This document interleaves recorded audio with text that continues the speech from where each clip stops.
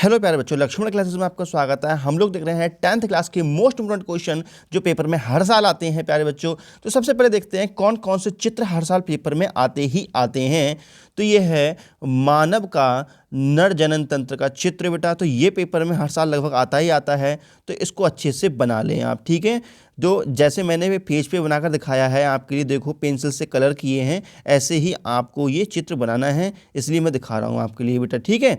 और देखो ये है जो विखंडन वाला टॉपिक है उसका चित्र है ये, ठीक है। स्पाइरो वगैरह का यहाँ पे देखो विखंडन किया हुआ है, ठीक है। और ये देखो बेटा, ये जो आपको दिखा रहा है पुनरुद्भवन का चित्र बना हुआ है। पुनरुद्भवन में ये एग्जाम्पल तुम ले सकते हो स्टार फिश का, देखो ये कटी है और दोबारा से इस प्रकार बन गई है, ठीक है। ये चित्र दिखा रहा हूँ आपके लिए।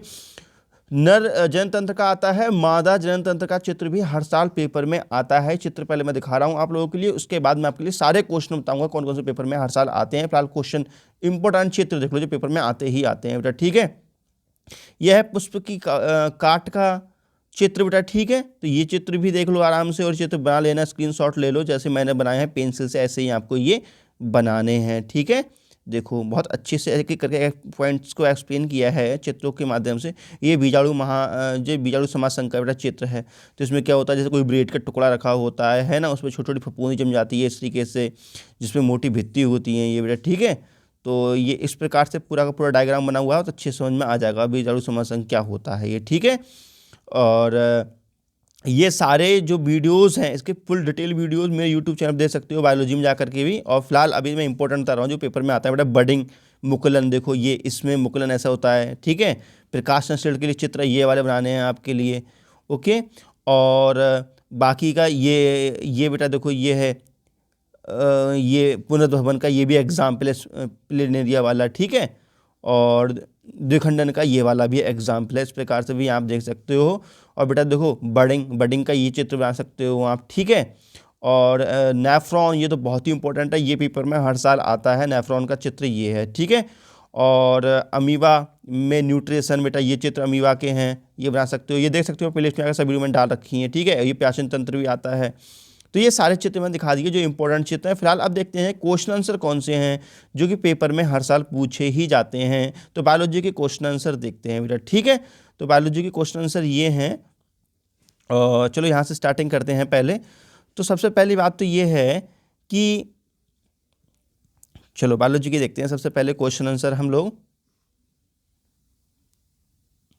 देखो बेटा जो इंपॉर्टेंट क्वेश्चन है, देखो सबसे पहला तो क्वेश्चन यही है जो पेपर में बहुत पूछा जाता है कि परागण की परिभाषा लिखिए, पुष्प के लंबकाट के नामांकित चित्र द्वारा निषेचन प्रक्रिया को समझाइए। तो मैं पुष्प की अभी आपको चित्र दिखा चुका हूँ, पुष्प की काट का बेटा दिखाया था अभी आपके लिए। नेक्स्ट देखेंगे बेटा, ऐसे भी क्वेश्चन आता है, परागकण का एक नामांकित चित्र बनाइए, ठीक है। अभी आपके लिए दिखाए थे बेटा चित्र मैंने बहुत सारे।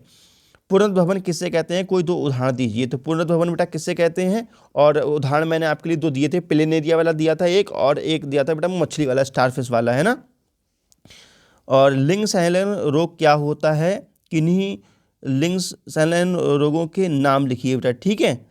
तो किन्हीं दो, यहाँ दो था, दो लिखने को रह गया, लिख लेना। भोजन के पाचन में लार की भूमिका का क्या है मतलब, ठीक है, इसके बारे में बताना है आपके लिए। लार में कौन सा एंजाइम पाया जाता है, यह किसका पाचन करता है। परिवार नियोजन से आप क्या समझते हैं, परिवार नियोजन की किन्हीं दो विधियों का वर्णन कीजिए। स्वपरागण और परपरागण में विभेद बताइए। मेंडल के तीनों नियमों का, जितने भी नियम हैं सभी का उल्लेख कीजिए और एक उदाहरण सहित, ठीक है बेटा। तो मैं आपको बताऊं मेंडल के जितने भी नियम हैं सब अच्छे से पढ़ लेना, एक को भी इग्नोर मत करना, पेपर में आता है। नेफ्रॉन का सचित्र वर्णन कीजिए। नेफ्रॉन का चित्र भी मैंने आपको दिखाया था बेटा। खाद्य श्रृंखला एवं खाद्य जाल में क्या होता है, ये टिप्पणी लिखना है। प्राकृतिक संसाधन क्या होते हैं, स्वच्छोवास और श्वसन में क्या अंतर होता है, ठीक है बेटा। तो इसके बारे में लिखना है आपको, इसको अच्छे से पढ़ लेना। नेक्स्ट, वाष्पोत्सर्जन किसे कहते हैं, इसके महत्व को समझाइए, ठीक है। समजात और समरूप अंगों को उदाहरण देकर स्पष्ट कीजिए। तो बेटा इसके चित्र आप बना लेना, चित्र इसमें बहुत अच्छे हैं, चित्र समझना जरूरी है, ठीक है। हृदय क्या है, इसको बहुत इंपॉर्टेंट है, इसको जरूर पढ़ लेना, ठीक है। मैंने अपनी वीडियो में पढ़ा रखा है, बायोलॉजी में देख लेना बेटा, बायोलॉजी की प्लेलिस्ट में जाकर के। हृदय क्या है, सचित्र विभिन्न भागों का स्पष्ट कीजिए, विभिन्न भागों को वर्ण कीजिए, व्याख्या कीजिए विभिन्न भागों की। और यह पंप के रूप में कार्य करता है, कैसे समझाइए इस चीज़ को। दोहरा परिसंचरण किसे कहते हैं, ये भी चीज़ संबंधित है। तो ये हमारे प्लेलिस्ट में देख सकते हो, हमने बायोलॉजी में ये पढ़ाया है बहुत विस्तार से और अच्छे से चित्र बनवा करके। ठीक है बेटा। जैव विकास की मूलभूत संकल्पना का उल्लेख कीजिए। मानव पाचन तंत्र का नामांकित चित्र बनाइए। पाचन क्रिया का वर्णन भी कीजिए। 20वां, मानव के मादा या नर जनतंत्र का एक नामांकित चित्र बनाइए, जो कि मैंने अभी आपके लिए दिखाए थे। ठीक है। पादपों में पाए जाने वाले कायक परिवर्तन का उल्लेख कीजिए। लैमार्क एवं डार्विनवाद की व्याख्या कीजिए।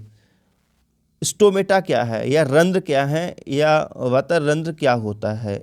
एक खुले रंध्र का नामांकित चित्र बनाइए और उदाहरण सहित इनकी उपयोगिता भी बताइए। तो बेटा इसका भी चित्र मैंने बना रखा है, देख लेना प्लेलिस्ट में जा करके, और बहुत अच्छे से पढ़ाया है इसके लिए भी। पादपों में जल तथा भोजन का परिवहन कैसे होता है, इसको बताना है। वो जाइलम वाला क्वेश्चन है ये। ठीक है। ऊर्जा के परंपरागत एवं परंपरागत स्रोतों का वर्णन करना है। स्वपोषी एवं विषमपोषी पोषण क्या होता है, इसका एक एक उदाहरण भी दीजिए। मानव में लिंग निर्धारण की विस्तार से व्याख्या कीजिए कि कैसे करते हैं। जीवों में जनन की विखंडन एवं द्विखंडन विधि को स्पष्ट कीजिए, उदाहरण देकर के समझाना है इसको। ठीक है बेटा। नेक्स्ट क्वेश्चन देखते हैं।